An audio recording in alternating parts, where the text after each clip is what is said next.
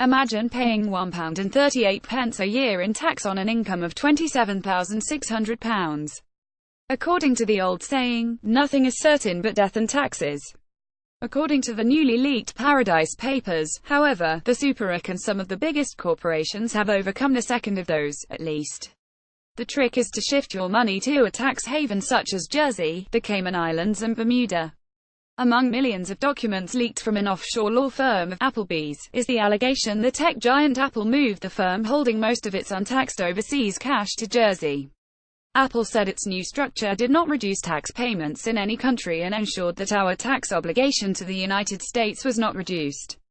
The European Commission earlier calculated the tax rate for one of Apple's Irish companies for 1 year at just 0.005%, equivalent to £1.38 for someone earning the national average wage of £27,600.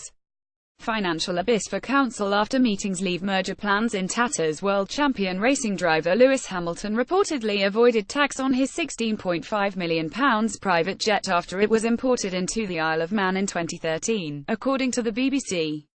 A spokesman for the Mercedes driver said that everything was above board.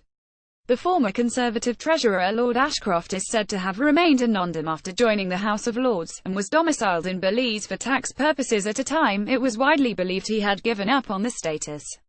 3 stars of the BBC sitcom Mrs. Brown's Boys allegedly put more than £2 million into companies in Mauritius as part of a tax avoidance scheme. These cases are just the tip of an iceberg of hidden cash.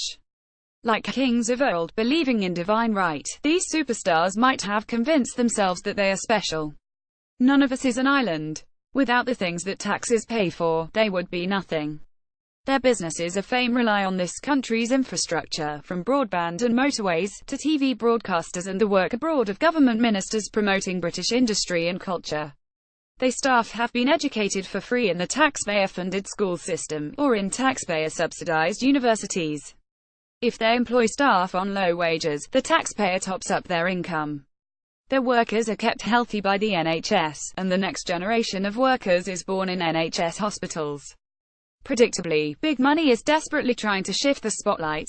The Times headlined the fact that 2 Labour councils avoided £12 million in tax, as though that's the same as Nike shareholders allegedly profiting from that company using an entity apparently without tax residency anywhere in the world. Nike said it fully complied with tax regulations.